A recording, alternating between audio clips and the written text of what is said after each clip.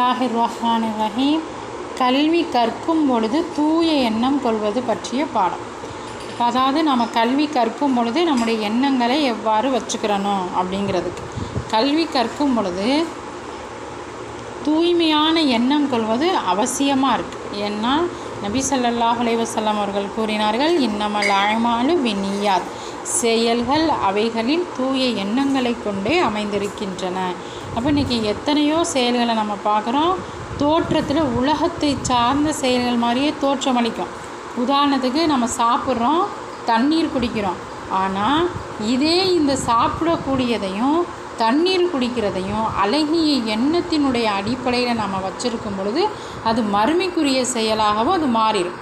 எப்படி அப்படின்னு சொன்னால், நம்ம சாப்பிட்றோம் அப்படின்னு சொன்னால் உணவை உண்ணும் பொழுது அல்லாஹுவை வணங்குவதற்கு சக்தியை பெறுவதற்காகத்தே நான் உண்றேன், நான் சாப்பிட்டாத்தே நல்லா நின்று என்ன செய்ய முடியும், தொழுகையை நிறுத்த முடியும், ஒவ்வொரு ருக்கு சுஜிதாக்களையும் முறையாக நிறைவேற்ற முடியும், நோன்பு காலங்களில் நோன்பு வைப்பதற்கான சக்தியை நான் அடைய முடியும் அப்படின்ட்டு நம்முடைய எண்ணங்கள் இன்னும் அந்த மாதிரி நம்ம எண்ணம் கொண்டு அந்த உணவை உண்றதுனால அது ஒரு வணக்கமாகவே மாறி நமக்கு நன்மையாக அமைஞ்சிடும்.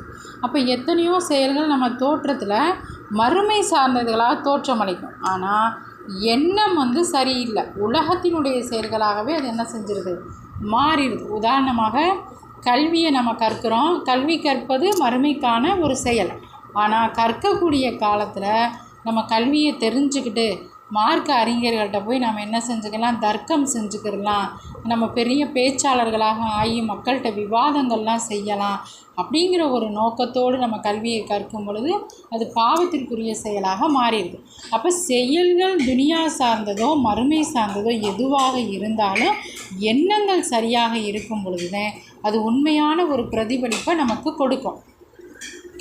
அப்போ கல்வி கற்கும் பொழுது நம்ம உருவாக்கி கொள்ள வேண்டிய எண்ணங்கள் அப்படின்ட்டு பார்த்தோம்னா, கல்வியை கற்பவர் கற்றுக்கொண்டிருக்கும் பொழுது அல்லாஹுவினுடைய பொருத்தத்தையும் மறுமையினுடைய வெற்றியையும் தன்னை விட்டு, அதே மாதிரி பாமர மக்களை விட்டும் அறியாமையை நீக்கணும் அப்படிங்கிற எண்ணத்தில் மார்க்கத்தை உயிர்ப்பித்து இஸ்லாத்தை உலகத்தில் நிலை பெற செய்யணும் அப்படிங்கிற ஒரு நோக்கத்தில் கற்கணும்.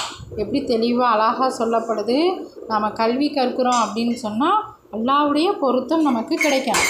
ரெண்டாவதாக மறுமையில் என்ன செய்யப்படணும் அப்படின்னு சொன்னால் நமக்கு வெற்றி கிடைக்கணும். அதே மாதிரி தன்னை விட்டும் பாமர மக்கள் என்ன செய்யப்படணும்னா, அறியாமையில் இருக்காங்கல்ல, அவருடைய அறியாமையெல்லாம் நீக்குவதற்காக நாம் கல்வியை கற்றுக்கொள்ளணும், மார்க்கத்தை நம்ம உயிர்ப்பிக்கணும், இஸ்லாத்தை உலகத்தில் நிலை பெற செய்யணும். இஸ்லாத்தினுடைய எத்தனையோ அழிக்கிறதற்காக ஏற்படக்கூடிய தீய சக்திகளுக்கு எதிராக நம்முடைய கல்வி நமக்கு பிரயோஜனப்படணும். மார்க்கத்தை உயிர்ப்பிக்கணும். எங்கெல்லாம் கல்வி அறிவு மார்க்கம் சார்ந்த அறிவுகள் இல்லாமல் மனிதர்கள் உயர்ந்த நிலைக்கு, துனியாவில் உயர்ந்த நிலைக்கு போயிருந்தாலும் அந்த மனிதர்கள்ட்டெல்லாம் மார்க்கங்களை கொண்டு போய் சேர்த்து உயிர்ப்பிக்கக்கூடியவர்களாக நம்ம இருக்கணும். அப்போ அந்த எண்ணத்தில் கல்வி கற்பது, கல்வி கற்கும் பொழுது நம்மகிட்ட இருக்க வேண்டிய நிலைப்பாடு. இப்போ கல்வி கற்பது நான் ஒரு சனதை வாங்கிக்கிறணும், அவங்க வாங்கிட்டாங்க இவங்க வாங்கிட்டாங்க நம்மளும் பட்டம் பெற்றுக்கிறணும் அப்படிங்கிற மாதிரி எண்ணங்கள், வேறு நோக்கங்கள் அப்படின்னு போயிடக்கூடாது. போட்டி பொறாமைகளாக கல்வி என்பதை கொண்டு நாம் சிறந்தவர்களாகி மற்றவர்களையும் சிறந்தவர்களாக ஆக்கணும் அப்படிங்கிற ஒரு நீயத்தோடு நம்ம கற்கணும். அந்த கல்வி மறுமையில் நமக்கு நிச்சயம் பிரயோஜனம் அளிக்கக்கூடியதாக இருக்கணும் அப்படிங்கிற நோக்கமாக இருக்கணும். அப்போ சிறந்த தெளிவுடைய கல்வியை கொண்டு மட்டுமே என்ன செய்ய முடியும், இஸ்லாத்தை நிலை பெற செய்ய முடியும். அறியாமை உள்ளத்தில் இருக்கும் பொழுது அந்த உள்ளத்தில் உலக பற்றின்மையும் இரையச்சமும் ஒரு காலமும் ஏற்படாது.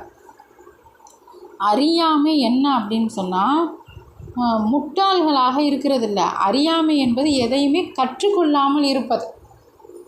தெரியாதது வேற, தெரிஞ்சுக்கிறதுக்கே விருப்பம் இல்லாமல் இருப்பது தான் அறியாமை.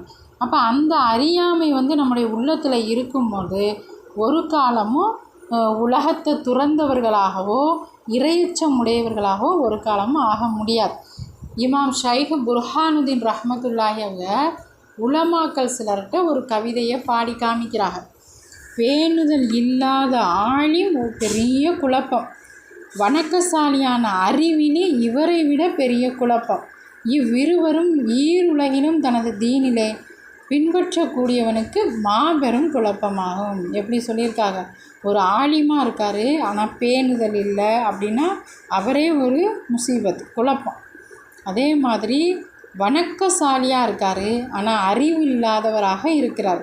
நீங்கள் கேள்விப்பட்டிருப்பீங்கள்ல கிதாபுகளில், கழுதையில் ஒரு மனிதன் ஏறிக்கொண்டு புராக் வாகனம் அப்படின்னு சொல்லிட்டு பயணித்ததாக ஒரு சம்பவம்.